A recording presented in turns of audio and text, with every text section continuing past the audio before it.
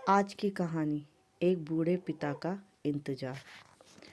एक गांव में एक छोटा सा बच्चा, उसके पिता तो थे लेकिन माँ की मृत्यु हो गई थी।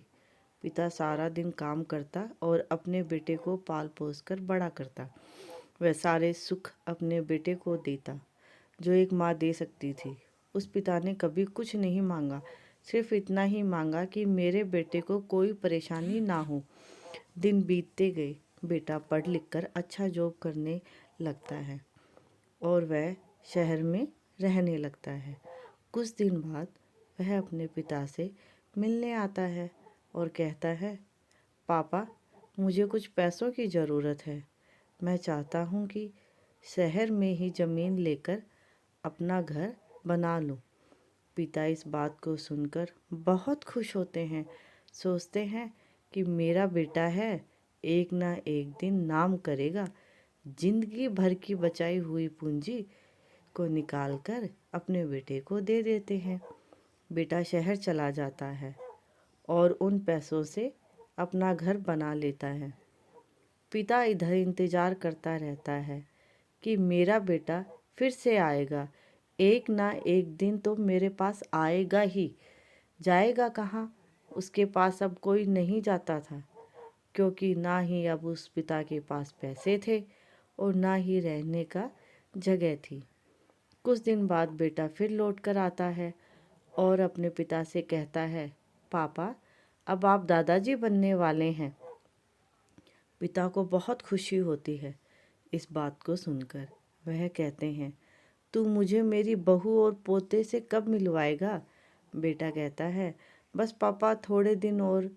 पापा, मुझे कुछ पैसों की ज़रूरत है, क्योंकि आजकल थोड़ा जॉब में खींच-बीच हो रही है, जिसके कारण मुझे कुछ दिनों के लिए सस्पेंड कर दिया गया है।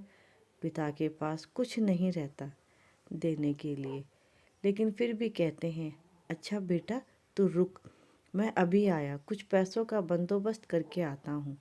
पिता बाद में महाजन से कुछ पैसे उधार लेकर अपने बेटे को दे देते हैं और बेटा पैसे लेकर शहर चला जाता है।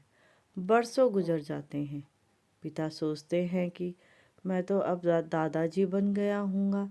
मेरा बेटा पता नहीं मेरे नाती को लेकर कब आएगा। फिर सोचने लगते हैं, समय नहीं मिलता होगा, इसलिए मेरा बेटा अभी तक नहीं आया, नहीं वरना आया ज़रूर होता। तब तक महाजन 2-3 आदमियों को लेकर उस पिता के घर पर आता है और कहता है कि आपके वादे के मुताबिक मैं पूरे 3 महीने बाद आया हूँ अपने पैसे ले जाने। पिता कहते हैं, मेरे पास पैसे नहीं हैं देने के लिए। महाजन कहता है, जब पैसे देने नहीं थे तो आपने मुझसे उधार क्यों लिए? तभी पिता कहते हैं, ठीक है, रुको, मैं तुम्हारे लिए पैसों का बंदोबस्त करके आता हूँ। और वहाँ के नज़दीकी अस्पताल में चले जाते हैं। वहाँ जाकर अपना ब्लड डोनेट करते हैं और अपनी एक किडनी बेच देता है और उस महाजन का कर्जा चुका देता है। किडनी बेचने के बाद उनकी स्थिति और भी खराब हो जाती है और वह उस राह में जी रहे होते हैं कि मेरा बेटा एक दिन आएगा, ज़रूर आएगा।